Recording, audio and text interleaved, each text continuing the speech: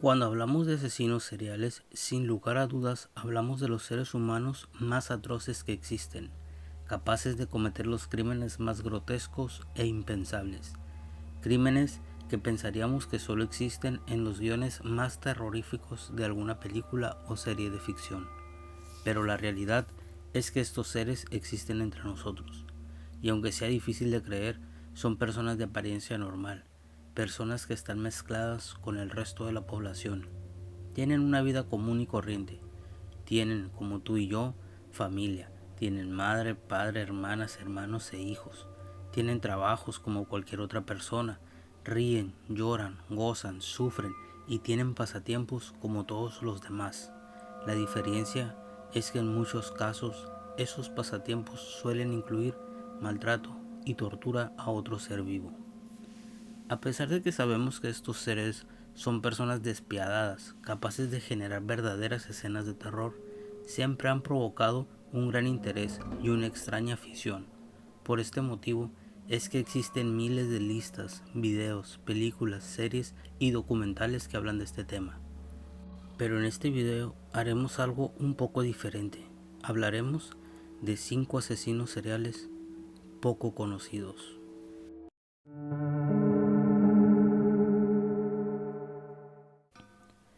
Para hablar del primer miembro de este top, tenemos que viajar bastante atrás en el tiempo, para ser precisos, hasta el año 1404, y ubicarnos en la ciudad de Nantes. En el castillo Chaptocé nació Gilles de Montmorency-Laval, quien sería mejor conocido como Gilles de Retz. A pesar de haber nacido en el seno de una poderosa y rica familia de la Bretaña francesa, tuvo una infancia difícil.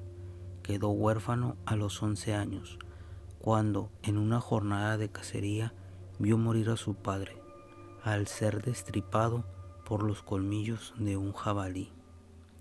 A los 14 años, Gilles de Retz fue armado caballero al servicio del duque Juan V de Bretaña. Desde sus inicios se ganó la fama de ser un guerrero valiente y despiadado con sus rivales. Esta fama llegó hasta oídos del rey de Francia, quien en 1429 solicitó sus servicios y lo convocó para liberar a Orleans del asedio de los ingleses.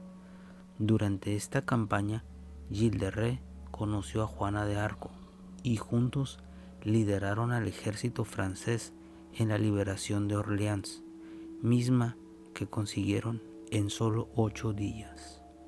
Después de la liberación de Orleans y de no poder salvar a Juana de Arco de ser asesinada por los ingleses, comenzó una decadencia en la vida de Gilles de Retz. En 1434 perdió su título de mariscal y se retiró a Bretaña, en donde pasó el resto de su vida deambulando entre sus propiedades. Gilles se dedicó a los excesos, mismos que cada vez alcanzaban niveles más altos de infamia.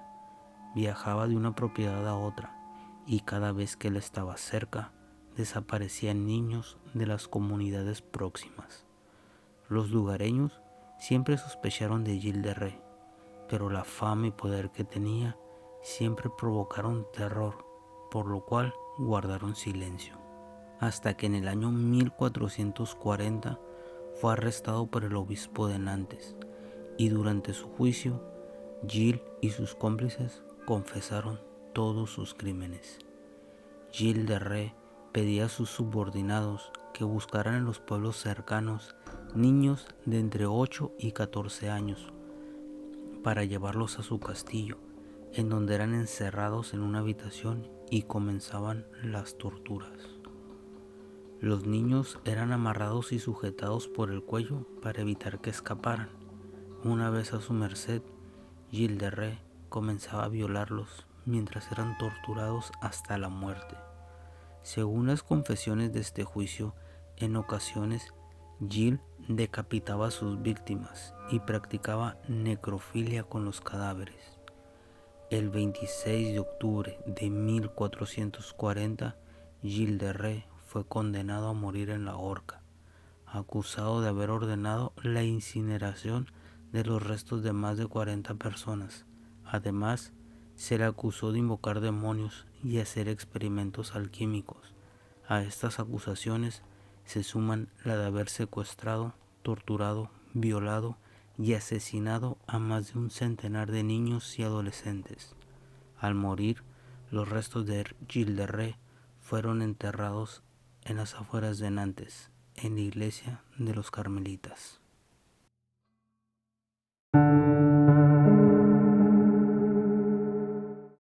Elizabeth Báthory nació en 1560 en la ciudad húngara de Nirvatar, en el seno de una rica dinastía que controlaba Transilvania.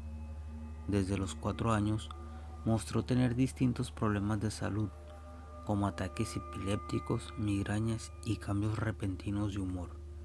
Desde su infancia fue testigo de la crueldad con que su familia trataba la servidumbre de sus castillos.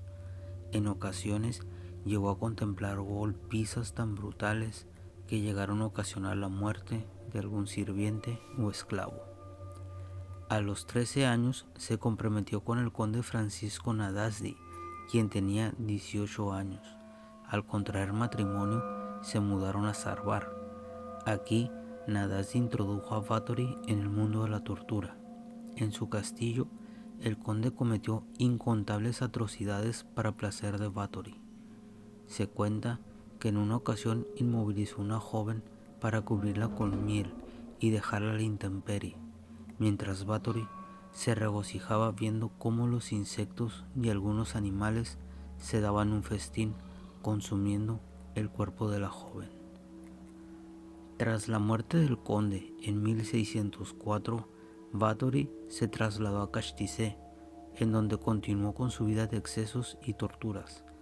La fama que alcanzó la leyenda de Elizabeth Báthory fue tanta que las familias de la localidad optaron por esconder a sus hijas para evitar que fueran reclamadas al servicio de la condesa. En el castillo de Castizé se cometieron múltiple cantidad de crímenes brutales, como mutilaciones, violaciones, decapitaciones, orgías, necrofilia y un sinnúmero más de atrocidades contra la servidumbre. Cuenta la leyenda que en este castillo Elizabeth Báthory se daba baños con la sangre de sus víctimas. En 1610 se inició una investigación en contra de la condesa, acusada del secuestro, asesinato y violación de algunos nobles de rango menor.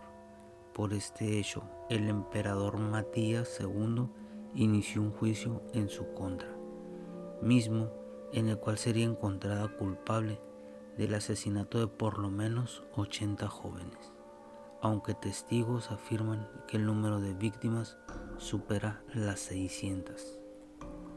A pesar de los testimonios y pruebas en su contra, la condesa no fue condenada. En cambio, 4 de sus sirvientes fueron condenados por los actos de violencia cometidos en su castillo. Elizabeth Báthory pasó el resto de su vida encerrada en su castillo, hasta el día de su muerte, la cual llegó en 1614, cuando la condesa tenía 54 años. Si bien es cierto que en años recientes las nuevas investigaciones muestran que no hay pruebas suficientes para confirmar todas las atrocidades de las que se acusó a Elizabeth Báthory, y más bien se inclinan a que todo fue una conspiración en su contra, la realidad es que la leyenda de la condesa sangrienta nos seguirá aterrando por muchas generaciones más.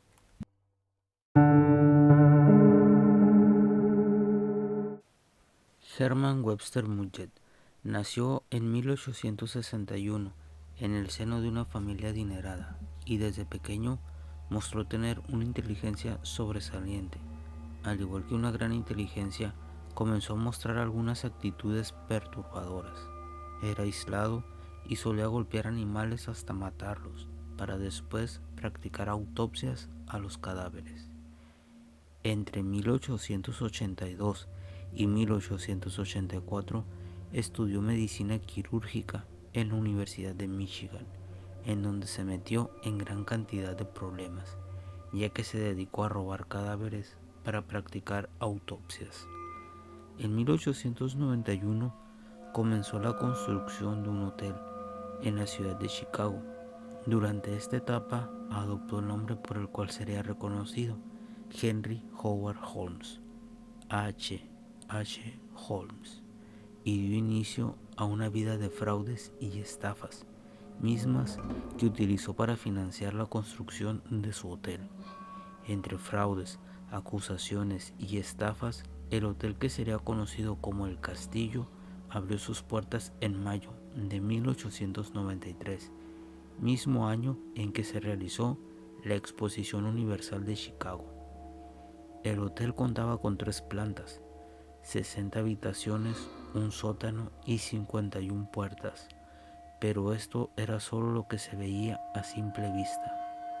De manera secreta, el hotel tenía cientos de trampas, escaleras que no llevaban a ningún lado, cuartos secretos y sin ventanas, laberintos y pasillos ocultos, cientos de mirillas por todo el hotel, desde las cuales Holmes podía observar en secreto todo lo que pasaba en las habitaciones.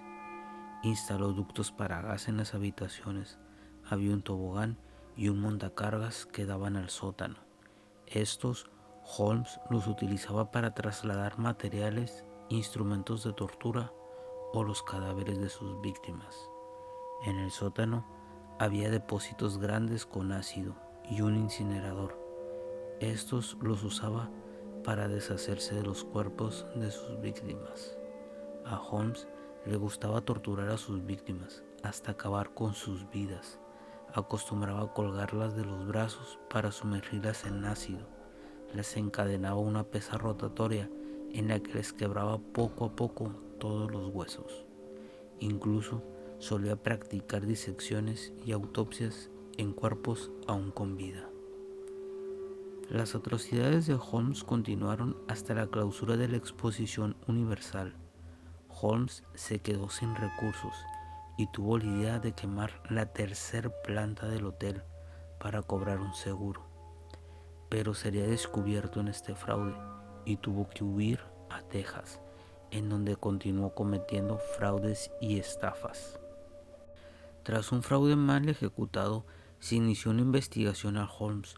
Durante esta investigación, las autoridades se dieron cuenta del cambio de identidad de Holmes. También descubrieron que había cometido una gran cantidad de fraudes, estafas y los múltiples asesinatos que había cometido en el hotel. En 1895, Holmes fue condenado a morir en la horca por el asesinato de 27 personas, aunque durante las investigaciones realizadas en el hotel se encontraron los restos humanos de más de 200 personas. La ejecución de Holmes fue el 7 de mayo de 1896 y sus últimas palabras fueron: «Nací con el diablo junto a mi cama y siempre estuvo a mi lado».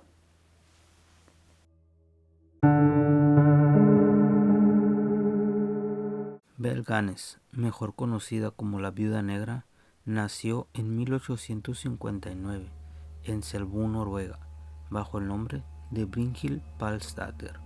A los 22 años se mudó a Estados Unidos, en donde cambiaría su nombre al de Belle. Se casó por primera vez en 1884 con Mats Albert Sorenson y tendrían 4 hijos: Caroline, Axel, Myrtle y Lucy.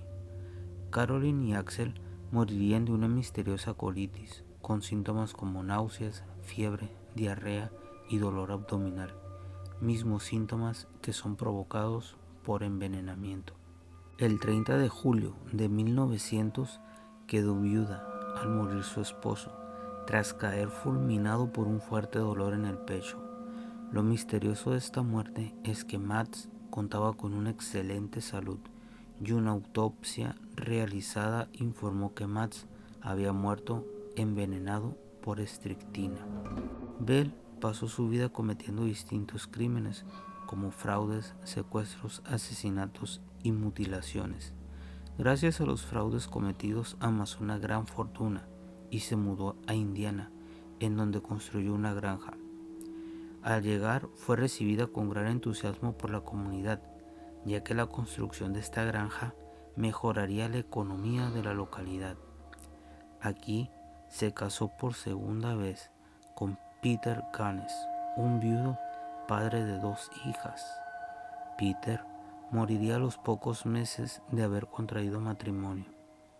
Al quedar viuda por segunda vez, Bell inició una campaña en busca de conseguir un nuevo esposo y durante 3 años estuvo enviando publicaciones a los periódicos en donde solicitaba pretendientes, mismos que llegaron en gran cantidad a la granja durante estos 3 años.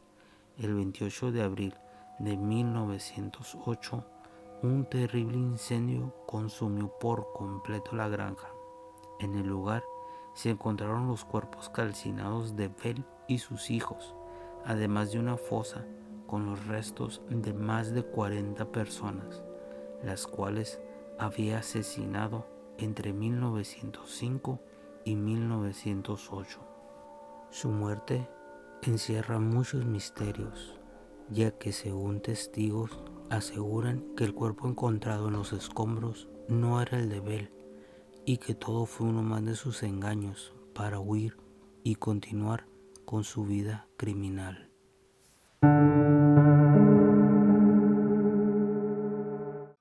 Peter Kürten nació en Mulheim el 26 de mayo de 1833. Fue el tercero de 13 hijos, en el seno de una familia que vivía en la miseria. Además, su padre era un hombre violento y alcohólico, que en más de una ocasión abusó de las hermanas de Peter. A los 9 años, Peter huyó de su hogar, intentando escapar de los abusos y maltratos que sufría a manos de su padre. Pero la violencia vivida en casa lo acompañaría por el resto de su vida. Al huir de su casa, vivió en la calle y disfrutaba de maltratar animales. Solía atrapar gatos y perros callejeros para torturarlos. Al poco tiempo de huir de su casa, ahogó a 2 niños en el río Rin. Pasó su vida robando para sobrevivir, pero a los 30 años su vida tomaría un rumbo oscuro y daría inicio a una carrera atroz que pondría en riesgo a toda la población de Düsseldorf. En 1913 entró a la residencia de los Klein para robar todas las cosas de valor que pudiera encontrar. Peter pensó que la casa estaba vacía, pero al entrar en una de las habitaciones vio a la pequeña Catherine Klein, de 13 años, dormida en su cama. Peter se acercó hasta la cama en donde dormía Catherine y sacó un cuchillo que llevaba oculto en el pantalón.